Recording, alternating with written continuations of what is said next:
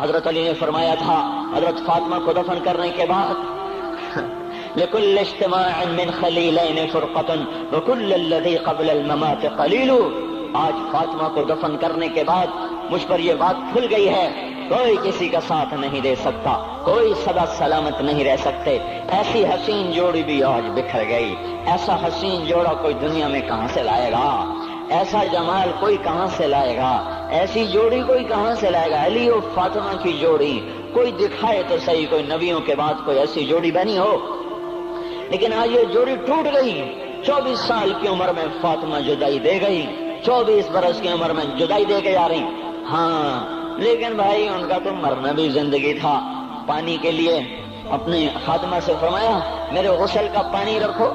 خادمہ نے پانی رکھا، خود غسل فرمایا، پھر اس کے بعد چارپائی کو درمیان میں رکھوایا اور کپڑے پہنے اور فرمایا علی اس وقت کہیں باہر نکلے تھے، فرمایا اب میں مر رہی ہوں، میرا غسل ہو چکا ہے، مجھے دوبارہ غسل نہ دینا، یہی میرا غسل ہے اور علی کو بتا دینا. اور وہ گئی.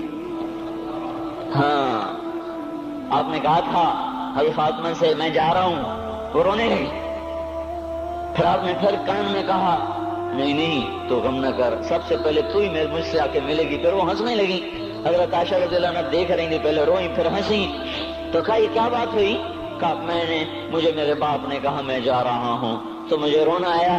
تو پھر انہوں نے فرمایا تو غم نہ کر، سب سے پہلے تو ہی مجھ سے آ کے ملے گی. تو پھر میں خوش ہو گئی.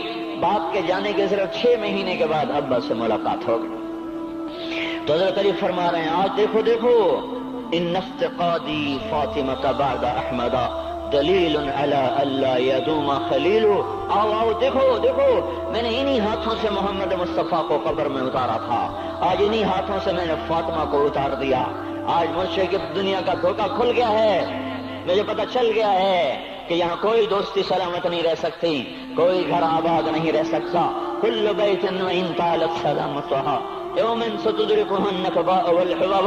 او میرے بھائیو کوئی گھر کتنا آباد رہے سلامت رہے، ایک دن آتا ہے کہ مکڑی کے جالوں کے سوا وہاں کچھ نہیں ہوتا، ہواؤں کی سنسناہٹ کے سوا وہاں کچھ نہیں ہوتا. اللہ کا واسطہ دیتا ہوں فیصلہ آباد سے دھوکہ نہ کھاؤ، اس کے بازاروں سے دھوکہ نہ کھاؤ، ہوش میں آؤ ہم غلط جا رہے ہیں. اور میرے بھائیو اگر مر کے اللہ کے پاس جانا ہے تو اس زندگی سے واپس آؤ، واپس آؤ. میں اللہ کا اس کے رسول کا واسطہ دیتا ہوں. اگر مر کے کہیں اور چلے جانا ہے، اگر مر کے اللہ کے پاس نہیں جانا یا اللہ کے رسول کا سامنا نہیں ہے، جو مرضی کرو.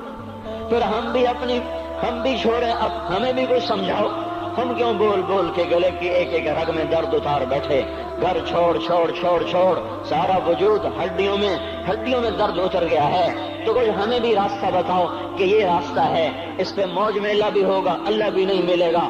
آؤ ہم سب پھر ہم بھی مل کر تمہارا ساتھ دیں. ہم کیوں ایسے کھاری اٹھائے ہوئے در در کی ٹھوکریں کھاتے پھر رہے ہیں؟ میرے بھائیو اور اگر ایسا کوئی راستہ نہیں ہے، اور میں بتا رہا ہوں کوئی نہیں ہے، کوئی نہیں ہے، کوئی نہیں ہے. میرے پاس کوئی مضمون نہیں بیان کرنے کو. میں یہ نوجوانوں کو دیکھتا ہوں میرے بند ٹوٹ جاتے ہیں، میں دیوانہ ہو جاتا ہوں کہ میں ان کے کیسے دلوں میں اتر کر ان کے دلوں کی لگاموں کو اللہ کی طرف پھیر دوں اور اس کے رسول کی طرف پھیر دوں.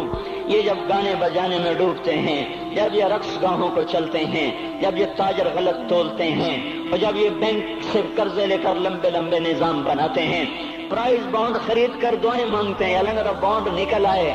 او میرا بھائی تجھے کیا ہو گیا؟ تو جوئے پر دعائیں کر رہا ہے کہ یا اللہ میرا بانڈ نکال دے. میں کیسے ہوش میں لاؤں؟ میں تو خود مدہوش ہو چکا ہوں. میں تو صدمے جیسے آدمی کو پاگل کر دیتے ہیں، دیوانہ کر دیتے ہیں. وہ دیوانگی کی کیفیت ہے کہ کوئی سنتا ہی نہیں، کوئی مانتا ہی نہیں.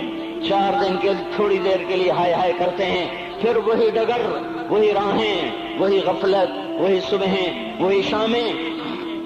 کہاں سے کوئی آئے گا؟ کون سی آواز آئے گی؟ کوئی قیامت کے کڑکا کو سننا چاہتے ہو؟ کیا آسمان کے دھماکے سن کے توبہ کرنا چاہتے ہو؟ क्या आसमान की बिजलियों को कौंधता देखकर फिर तौबा करोगे, या जमीन के कलेजे को फटता देखकर फिर तौबा करोगे, या समंदर की बिफरी मौजों को चढ़ता देखकर फिर तौबा करोगे, या हवाओं के झक्कड़ बगोलों को देखकर फिर तौबा करोगे? नहीं नहीं, फिर तौबा का वक्त निकल जाता है। अभी वक्त है, अभी हम लौट आए, आ जाएं। कब्रों की वो सीदगी याद करो, कब्रों के अंधेरे याद करो। और मैं आपको सुना रहा था, उस कब्र ने मुझे रोक लिया, उसकी एक एक मिट्टी के जर्रे ने मुझे कहा कुछ इधर पढ़ दो, यहाँ कोई नहीं आया। हाँ हाँ, कोई नहीं आया करता, कोई नहीं आया करता। यहाँ अली फातिमा जुदा हो गए, बाकी कौन हमेशा रह सकता है? और जब जुदाइयां होती हैं फिर क्या होता है? कअल्लम तकुन बैनी व बैनक खुल्लतुन वला हुस्न वुद्दिन मर्रतन फित तबादुली। फिर ऐसा होता है जब जुदाइयां हो जाती हैं, फिर यूं होता है कि जैसे कभी कोई आया ही ना था, कोई मिल बैठा ही ना था, कोई मां न थी, कोई बाप न था, कोई भाई न था, कोई संगी न था, कोई साथी न था। इस तरह इंसान भुला देता है, अपने झमेलों में गुम होकर, हंसी मजाक में गुम होकर। मैं उस कब्र में खड़ा पढ़ता जा रहा हूँ, पढ़ता जा रहा हूँ, पढ़ता जा रहा हूँ। उसका कतबा टेढ़ा हो चुका है जमाने की गर्दिश ने, और माजी के बेरहम गर्दिश ने उसके सारे कतबे को काला कर दिया था। मुझे तजस्सुस हुआ, मैं देखूं ये है कौन जिसकी कब्र ने मुझ जैसे अजनबी को रोने पे मजबूर कर दिया और मुझे खड़ा कर दिया। मैं करीब हुआ, मैंने झाड़ा तो पर लिखा हुआ था अल्लाह अकबर, रुस्तम हिंद इमाम बख्श। रुस्तम हिंद, जिसके लिए महाराज कालीन बिछाते थे, जिसको हाथियों पे सवार करवा के लाया जाता था, जिसके आगे पीछे ढोल बजते थे। और जैसे आजकल ये क्रिकेट के खिलाड़ियों के आगे पीछे खलकत होती है, ये वो दौर था जब पहलवानों के आगे पीछे खलकत होती थी। आज उसकी खबर वीरान होकर कह रही है, कोई इधर भी तो पढ़ के जब चलता जाए, कोई यहाँ भी तो कुछ तोहफा देता जाए। मेरे मोहतरम भाइयों, जब मौत आएगी तो कोई औलाद याद न करेगी, कोई माँ बाप याद न करेंगे।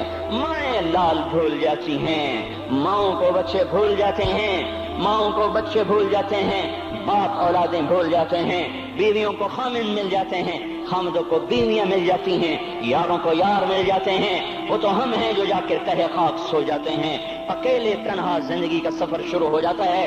अली बिन अबी तालिब जैसा शाह सवार, अल्लाह ताला का मुकर्रम महबूब इंसान, जिसको अल्लाह के नबी ने कहा, अली तुझे बशारत हो, जन्नत में तेरा घर मेरे घर के सामने होगा।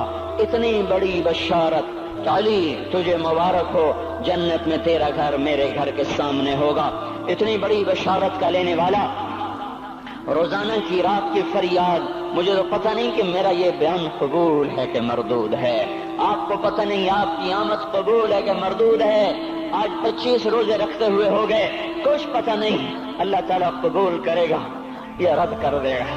बड़ी जात है, आज तक जिंदगी में कोई एक अमल भी नजर नहीं आता जिस पर हम दावा कर सकें ये काम तो मेरा अल्लाह को बड़ा पसंद आएगा और मेरी बख्शिश का सामान हो जाएगा। हम फकीर लोग हैं मेरे भाइयों, हमारी मईशत इतनी खराब नहीं हुई जितना हमारा ईमान खराब हो गया है। हमारा फकीर, उसका चूल्हा ठंडा हुआ है, हमें उसका दर्द है, लेकिन उसके चूल्हे ठंडे होने का इतना दर्द नहीं है जितना उसके ईमान की अंगीठियां सर्द हो चुकी हैं, जितना ये दर्द है। क्योंकि ये फकर मालदारों को भी हासिल है, ये फकर पूरी दुनिया पे छा चुका।